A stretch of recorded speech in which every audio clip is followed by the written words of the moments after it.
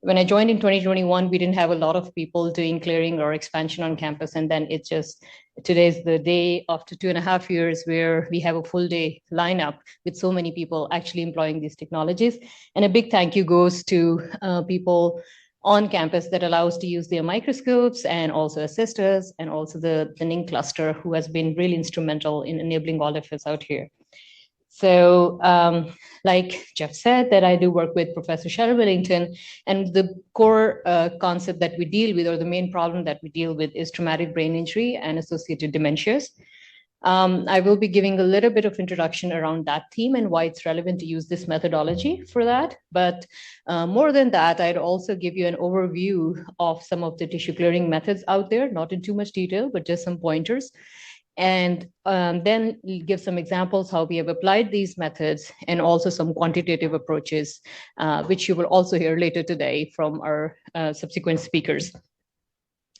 So traumatic brain injury is a really complex problem, not to say any other neurological disorders are any simpler, but TBI specifically poses a very unique question, and especially in the case of concussion or diffuse injury, is that you really don't have a focal point, or you don't have the diagnostic power to pinpoint changes happening across the brain as you would have with a severe brain injury or some other diseases whose presentations on neuroimaging platform is much more visible.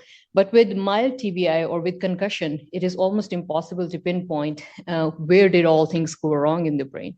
And this is also the case in clinics where mild TBI patients come into emergency departments, and it's very hard to recommend them to any further follow-up because there's nothing on the CT and there's no major alterations to pinpoint. So taking this big picture problem back to our preclinical modeling in Wellington lab, we are trying to understand what happens in brain upon TBI and how that can be anatomically mapped and understood. Well, TBI itself is not a very isolated disorder or a challenge. It comes with many more subsequent problems, including dementia, as well as neuropsychological impairments such as PTSD, as well as post-concussion syndrome, with symptoms like headaches, nausea, memory deficits, dizziness, and the list is really long. So it does give you a cue, a point to think that it's not really about one point in the cortex or one hippocampus, and no two brain injuries are similar. So this poses an additional challenge for us to look and hunt into mechanisms and the consequences of these trauma to the head. Some of the outcomes after brain injury can be as complicated as leading to post-traumatic seizure development, which is more commonly known as post-traumatic epilepsy, which makes it all more important to understand what changes are happening to the neuronal activity of the brain after TBI, as well as damages to the subcortical regions such as hypothalamus and thalamus that also contribute to these symptomologies, and also associated problems such as neuroendocrine dysfunction. And this is becoming more and more relevant also since we are starting to include different sexes into our studies and understanding the unique features of post-traumatic concussion syndrome in both sexes and beyond. So like I said, heterogeneity is a big challenge for us. And on top of that, we don't have a lot of molecular temporal signatures of TBI. It is one of those challenges that have not a lot of FDA-approved drugs out there yet. We are mostly treating symptomology or immediate complications, but not really pinpointing any events in a temporal scale. So there's a dire need for mechanistic objective biomarkers, and also to hunt for novel targets for diagnosis, prognosis, as well as for development of therapeutics.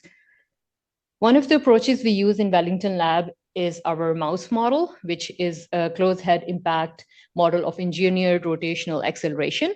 What does this very long name, which we love to call chimera on daily basis, mean is that we use this model as something to mimic diffuse injury, but with a head freely moving. So it's unique in that way compared to the other TBI models out there. So a pneumatically driven piston hits the back of the head, and then the head is allowed to move in a direction that it would naturally in response to that angle and force of the piston. And this allows us to map what is happening in the brain of the models that we are studying. We use transgenic mice to also decipher further details on top of the injury that we induce. Now, when we start looking at these brains in Wellington lab, this project started about 11 years ago, and there is an ample amount of literature that came out of the lab looking at different sorts of damages. But what we were still doing, like very much like the rest of the field, was to cut the brain into sections, pull out some sections, and look if there's something that changed or not. That's great, has served us for decades, but now with the advent of much fancier microscopy and much more tools available to analyze big data, I think it's a good time to move towards having a more whole brain approach to also identify the areas that we might have missed previously. And here I'm illustrating a few examples why it might be important. This is generally the same principles at what we think about histology and quantification, but gives you a little bit more understanding of how these complex structures in brain, which include cells themselves, vessels, and axons projecting from these neurons, they are not really flat structures.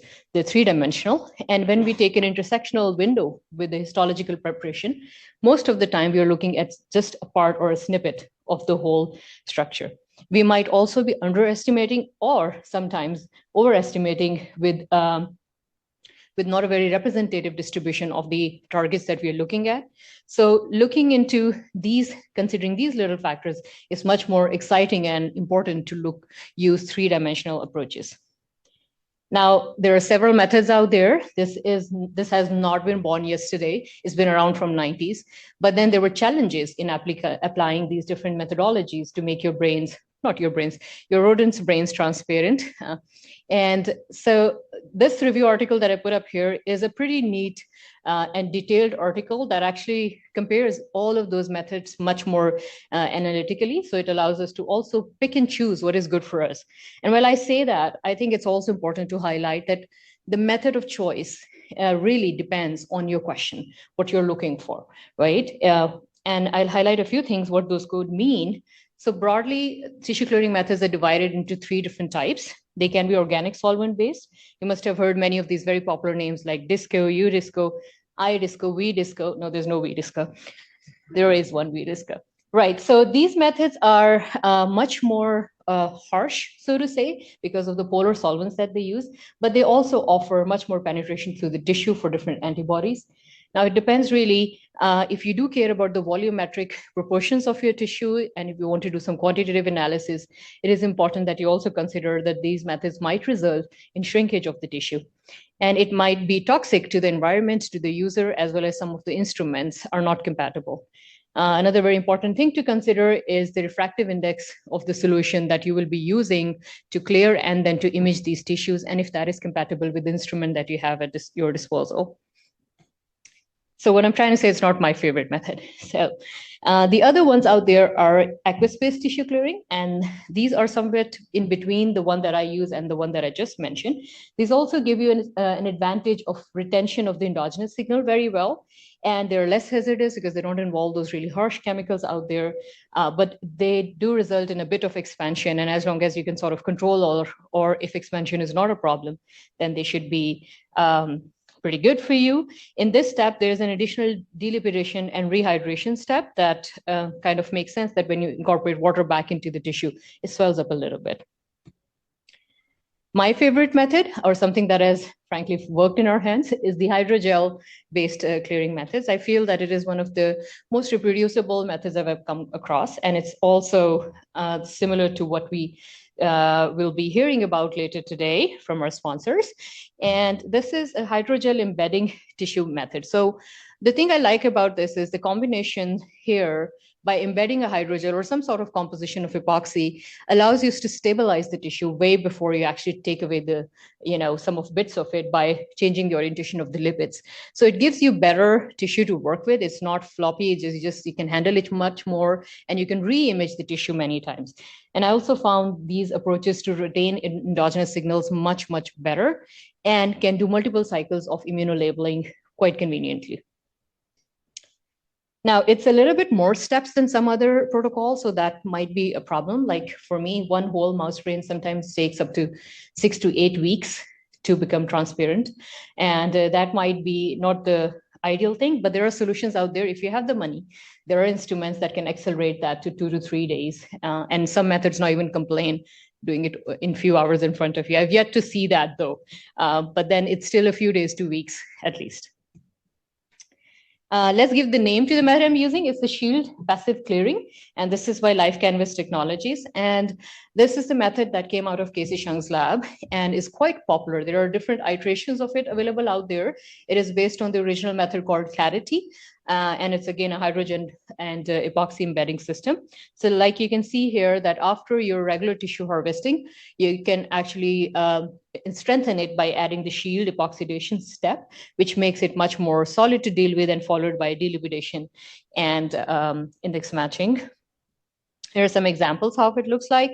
On the left panel, what you're looking at is the one hemisphere from a mouse brain over a few weeks of clearing going on. And like I said, this is passive clearing. So we're really depending on the solution, given it the right temperature and shaking, to go through the tissue and orient the objects the way we want them.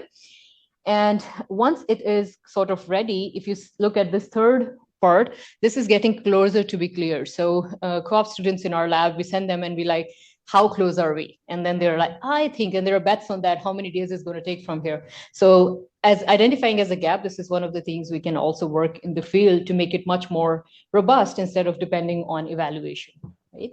But the good bit is once it is cleared, and thus far we have not observed with this method an over clearing. It's safe to keep. If you're not sure after 5 or 6 weeks, you can leave it for another few days. You go back in there and it is doing better than before.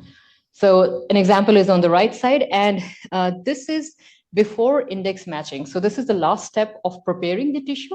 So it almost looks translucent, but not completely transparent, because the solution in which it sits at this point does not have the refractive index that would make it perfectly transparent. So there's one more step after that, and I'll show you some example how that looks like.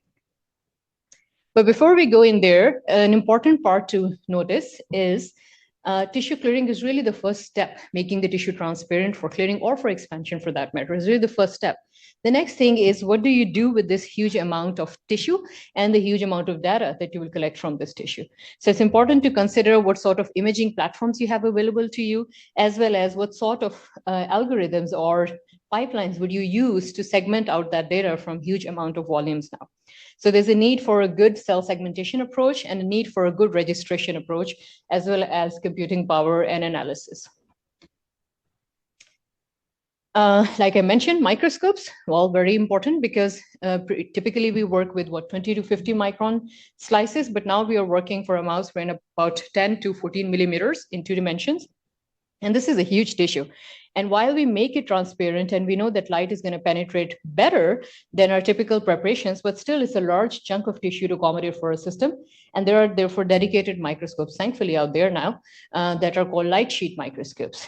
There's another, we have 2 light sheet microscopes in Vancouver. One is in Dr. Fabio Rassi's lab at BRCS, and one is with Dr. Wolf Tesla's lab in ICARD. And he's saying, don't tell anyone. All right.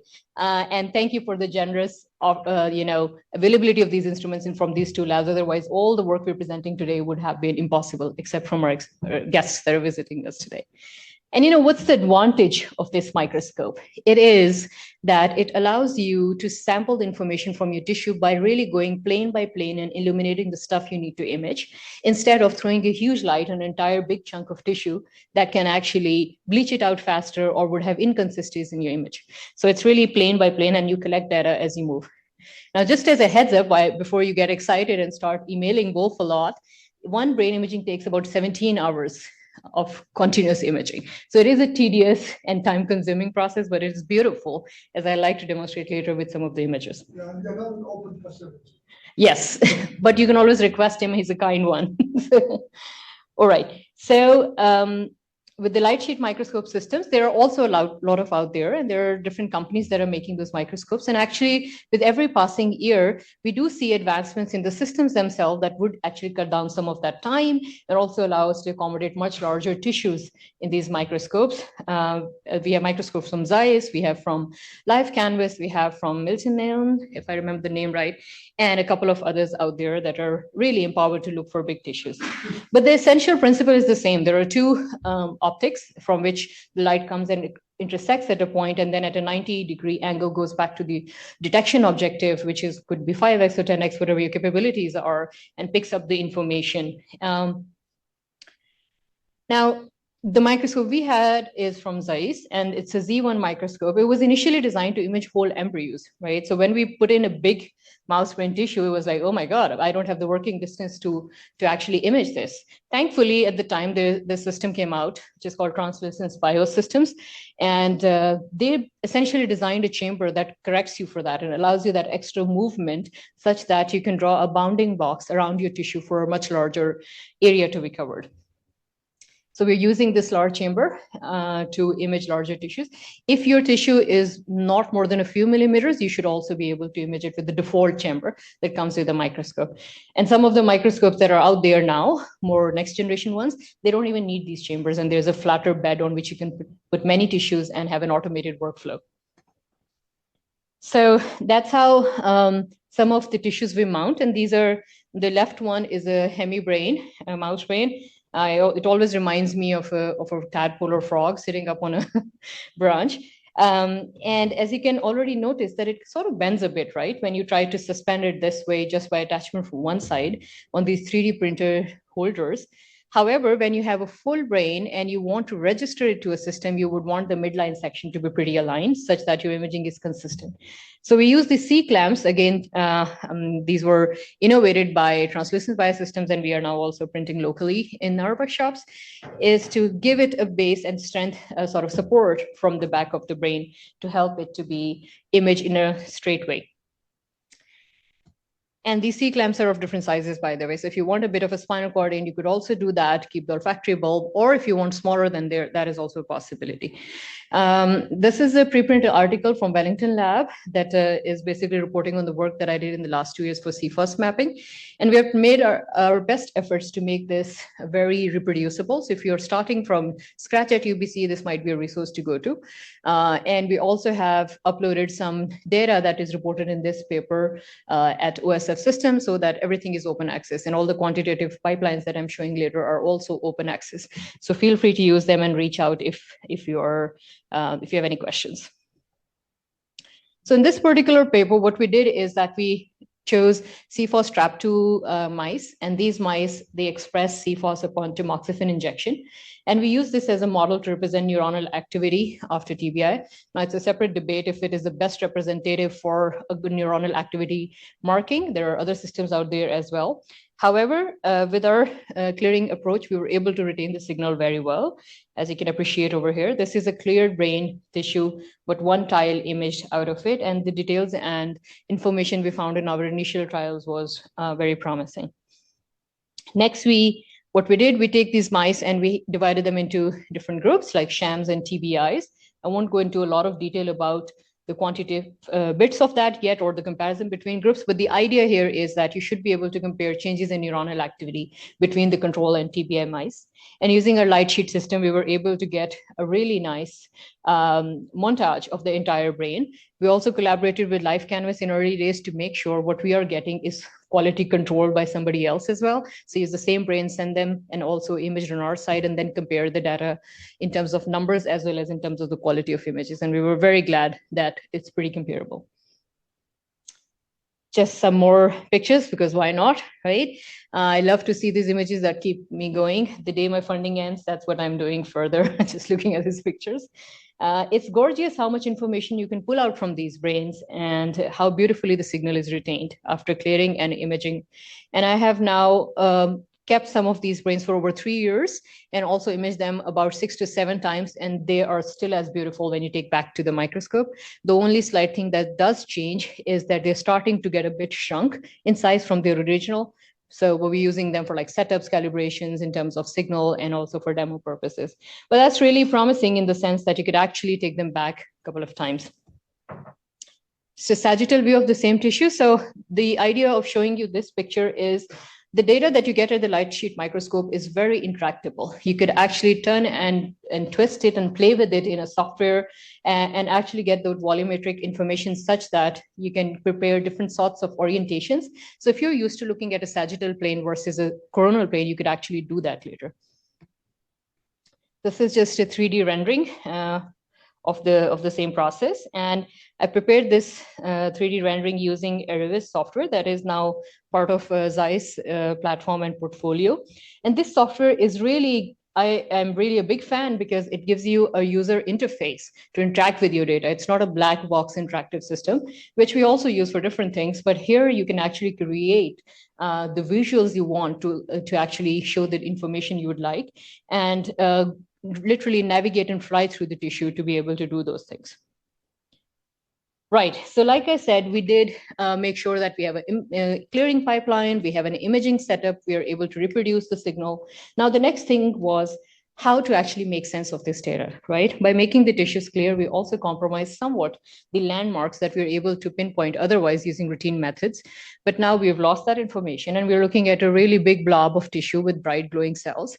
How do we know where changes happen and how do we understand that? So the next big challenge that we faced with was to register it to an atlas and then see where we are, in which region and what all is happening there. 2 years ago, when we started, we hunting around in the literature, and there were a few packages out there, not a lot, to be honest, and many of them were very computationally challenging. And for somebody like me who comes from a wet lab background, it was a bit of a daunting process to make sense of what is happening behind those algorithms. But then we discussed around, and we then eventually chose a package called BrainQuant 3D. And this is essentially an adaptation of the paper that I'm showing here called ClearMap, which has two packages, CellMap and TubeMap. These are essentially Python-based packages that have the capability of incorporating filters, which are through elastics or elastics, to make sure that you can segment out information you need, which in simple words is detect the cell against the background, and then quantify that by warping your tissue image with an atlas image, and then associating those segmented numbers to regions so you can do further analysis. Now, this sounds like fine, what's the problem? But it wasn't as straightforward as we thought. We tried, I think, 4 or 5 tools, and we are about to write an article about that, how badly we failed in those 4 or 5 tools and what was the reasons. But fortunately, BrainQuant 3D seemed to work for us, and we were able to adapt it towards our needs by changing a few things. So we set up the workflow such that we could process the images in Ervis, and by processing there, I mean to stitch the tiles and get the full brain renderings, and then export them as planar TIFFs that are throughout the extent of spatiotemporal extent, as well as from dorsoventral extent, and take those TIFFs feed them to the pipeline, and then create a custom filter, which is actually intractable. So you can see if the filter is picking up the cells properly or not, optimize how good it's doing the job, and then run a pipeline where it pulled out the Allen Institute Mouse Brain Atlas, which is also freely available, and tunes it such that it matches in resolution with the atlas and overlays on top of it and gives you the information you need. These heat maps are we got these done from support from Live Canvas, because when you get all this information out, now you're like, okay, how do I make sense back to it, right? We got registration fine, but we got an Excel sheet that spitted as numbers about 1,600 rows per hemisphere. And this was amazing, but then to go back and tabulate that was a challenge. So this is one way of visualizing it by actually generating heat maps and seeing differential changes. We also have a pipeline in Python now working to do this ourselves. And we also were able to look at differences between shams and TBI group. And indeed, we found some downregulation, or let's say less expression of CFOS cells in the areas that we knew are affected by chimera TBI. So this was really powerful. Now, the other thing we wanted to retain was to visualize the data such that it does not lose its parent-children structure. So we have hemispheres, we have cortices, then you have layers in the cortex, and then further information in different structures. So we pulled up this stunt by trying to do a sunburst plotting, and this pipeline is also the code for it is available in our GitHub page. And what it tells you is really to navigate through each ring of this plot to go back and see which structure within the main structure and how much percentage of the expressed cells or the absolute number of cells within those regions. So it really makes things a bit faster in terms of your analysis. Now, we were also worried,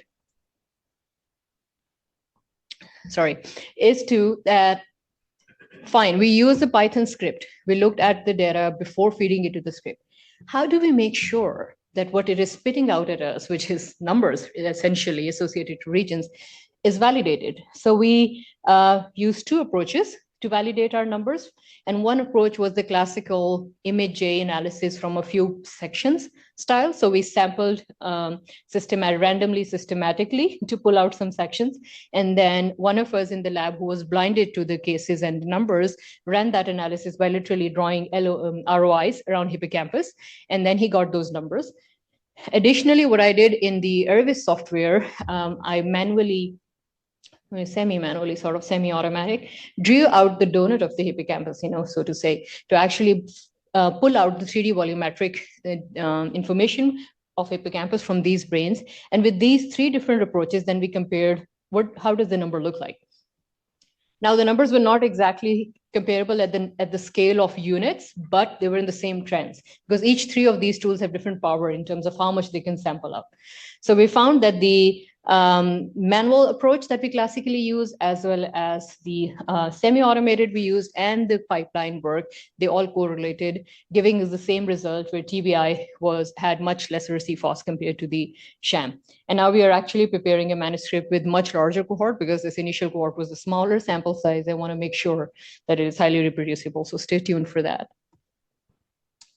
Here's just a video showing you how you could also visualize the 3D segmented objects from Ervis and actually look at them and verify what you're getting out is representative and accurate. There are options to filter out particles that do you think might be noise or background, because there are always, these artifacts in your imaging data, and sometimes segmentation tools might pick those up, but there are ways to make sure that you have a clean representative data.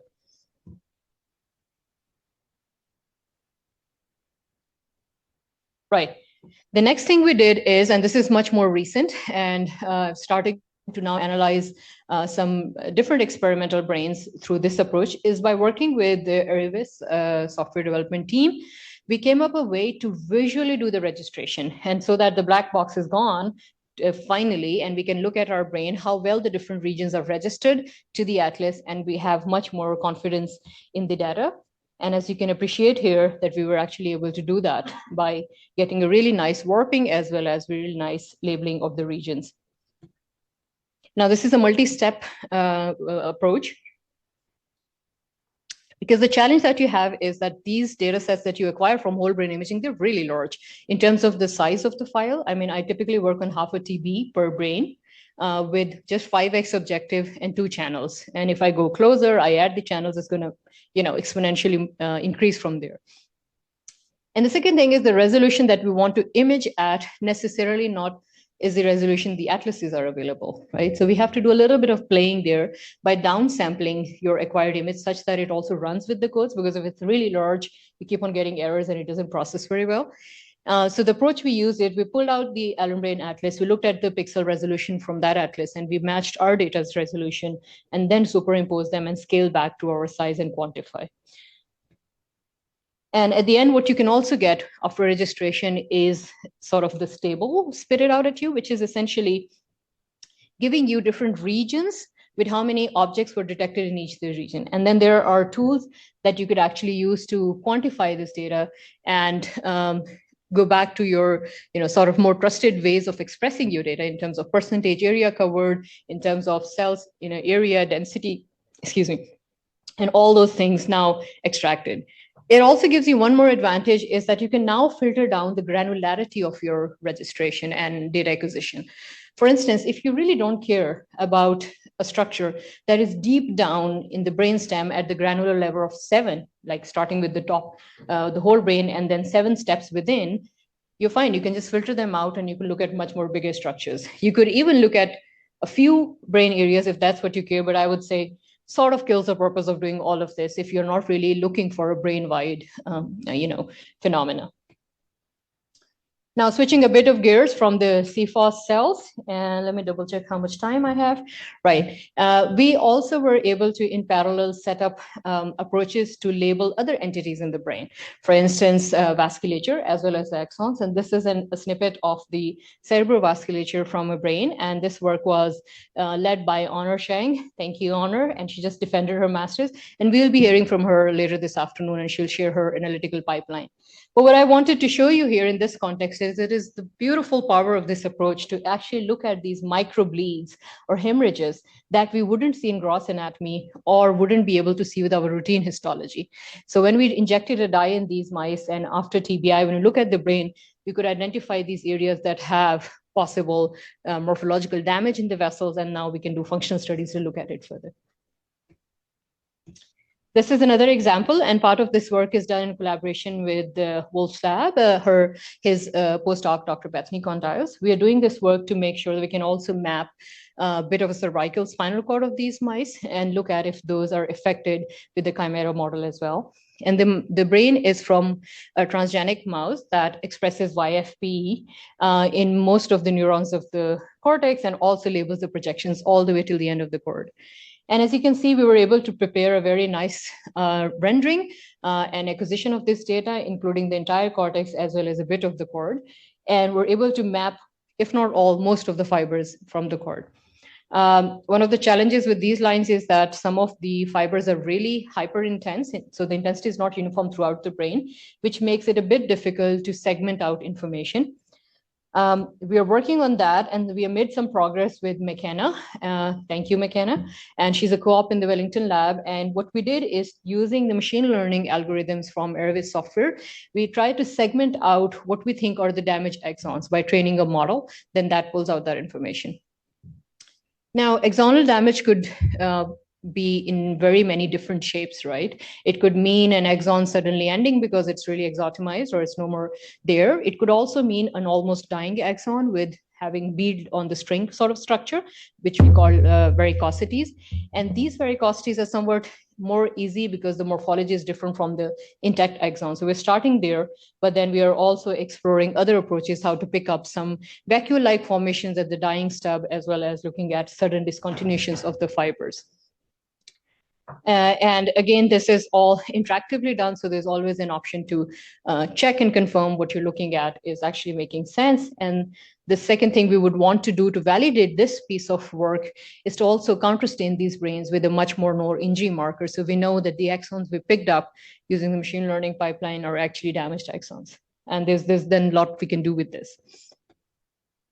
We also bifurcated a bit into the Alzheimer's or dementia scope, because that's also one of the focuses within the lab. And we had a master's student, Antoine, who finished a few weeks back visiting us. And he helped in setting up the elastic filter and also analyses of amyloid plaques in the brain. And one of the goals we also want to look at is the cerebral amyloid angiopathy, which is essentially deposition of amyloid plaques in the vessels, and be able to quantify that information from mouse models as well. So it's again work in progress. We were able to label plaques to in a quite a reasonable size tissue, but we have not yet attempted at the whole mouse brain, and that's something we are doing next.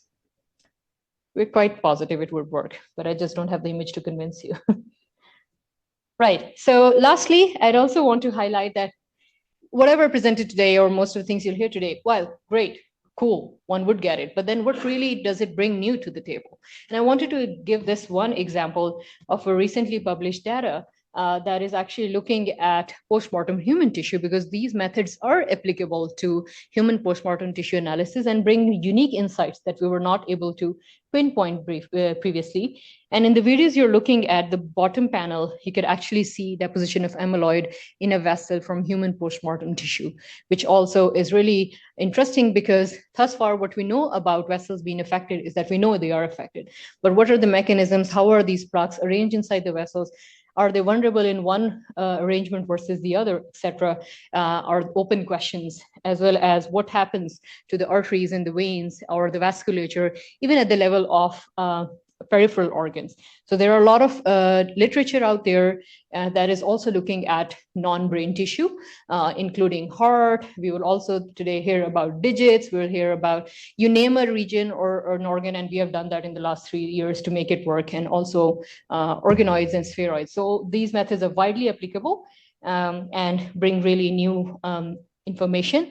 Also, they are scalable to have multiple applications layered on top of it. So some of the work that we are doing with Dr. Zimbrowski's lab previously was to also have mouse brains injected with AAV viruses and then look at those projections and mapping in 3D. So, the possibilities are really limitless. We could also look at, drug responses, reduction in objects, and there are a lot of companies out there actually using this method for that approach as well. Right, so to sort of summarize and recap, TBI is a big challenge and it's heterogeneous and challenging to approach. So we embark on this journey to look at this approach by doing whole brain mapping and understanding. We're also layering it with spatial transcriptomics and fish analysis with Dr. Zimbrowski's support. And then we are hoping to have a holistic view of what is happening in the whole brain after those different sorts of TBIs we are looking at in terms of the proteomics and in terms of the transcriptomics. Preclinical modeling and postmortem tissue provide really unique opportunities, and this method essentially capitalizes on the availability of these very precious resources. And now we do have a lot of resources to actually analyze, validate, and look into these large data sets. And I am excited for what is to come next. Like any adventure, this was not just me. It was a lot of people who helped and supported. My fabulous mentor, Dr. Cheryl Vinting, she's traveling today, but she passed on her regards to all of you. It's her vision, and we're just materializing it with the help of the fantastic DMCBH cluster. And special thank you to Jeff and all the students who supported. I did not even know how to open a folder in Python 2 years ago, and now I can survive. So that's because of the efforts of the cluster. And special thank you to many mentors who have directly or indirectly contributed and made their facilities available. Also, like to highlight the extended support we got from different industry partners, including Life Canvas, Zeiss, Translucent, and Airways support, where they were very keen to help us build these solutions much faster than we could have perhaps on our own. With that, I'd like to say thank you for listening and open the floor for any questions.